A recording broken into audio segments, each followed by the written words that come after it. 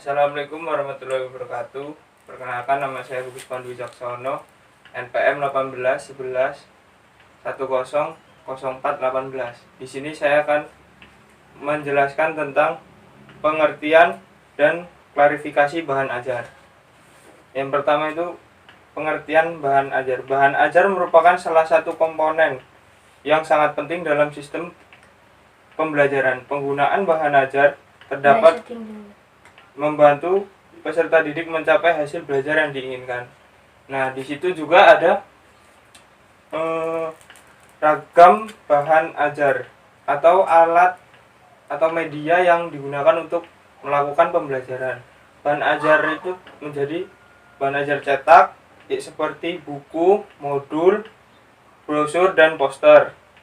Bahan ajar audio, kaset, dan CD. Bahan ajar video, VCD, dan DVD. Bahan ajar jaringan seperti web, BBG, dan internet. Indikator bahan ajar yang efektif. 1. Mampu meningkatkan hasil belajar peserta didik. 2. Meningkatkan motivasi belajar. Ketiga, mampu meningkatkan daya ingat peserta didik tentang materi yang disampaikan. Yang keempat, mampu menerapkan pengetahuan dan keterampilan yang dipelajari. Yang selanjutnya, langkah-langkah menciptakan bahan ajar yang efektif dan menarik, yaitu 1. Mengenalkan karakteristik peserta didik. Yang kedua, menentukan kompetensi atau tujuan peserta pembelajaran. Yang ketiga, mendesain bahan ajar sesuai dengan tujuan pembelajaran. Yang keempat, memproduksi bahan ajar sesuai dengan tujuan yang sudah didesain. Yang kelima, melibatkan peserta didik dalam menggunakan bahan ajar. Yang keenam, melakukan evaluasi dan revisi terhadap bahan ajar. Yang B, pengembangan bahan presentasi sebagai bahan ajar. Presentasi merupakan metode yang dilakukan oleh guru dengan cara menyampaikan materi dan pengetahuan kepada siswa. Presentasi yang baik yaitu mampu membuat siswa memahami pelajaran, memilih pengetahuan dan keterampilan yang disampaikan oleh presenter atau guru. Langkah-langkah dalam merancang presentasi efektif dan efisien. 1. Mengenal karakteristik peserta didik atau karakter umum, pengetahuan awal, dan gaya belajar. Yang kedua, menentukan tujuan presentasi. Yang ketiga, memilih bahan yang akan dipresentasikan. Yang keempat, melaksanakan kegiatan presentasi yang telah dirancang. Yang kelima, siswa dalam kegiatan presentasi. Yang keenam, melakukan evaluasi terhadap presentasi yang sudah dilakukan.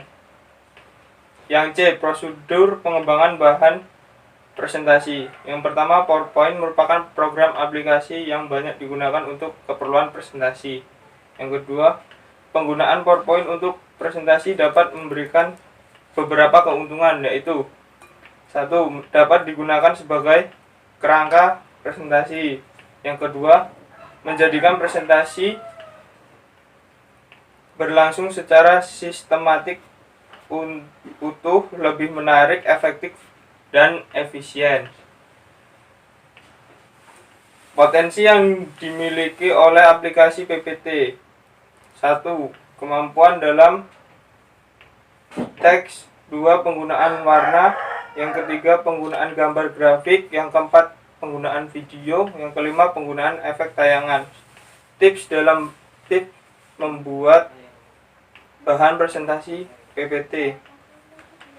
Gunakan ukuran dan jenis huruf yang mudah dibaca.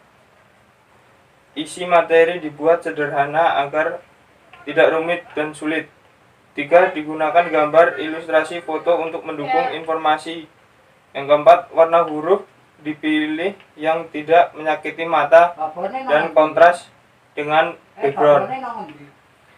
D. Pengertian dan tujuan evaluasi formatif. Evaluasi formatif adalah evaluasi yang dirancang untuk mengumpulkan data-data dan informasi yang akan digunakan untuk memperbaiki kualitas sebuah program yang yang sedang berada pada tahap pengembangan bahan ajar, agar dapat menjamin bahwa bahan ajar atau program pembelajaran tersebut dapat memberikan dampak yang positif terhadap pencapaian hasil belajar siswa.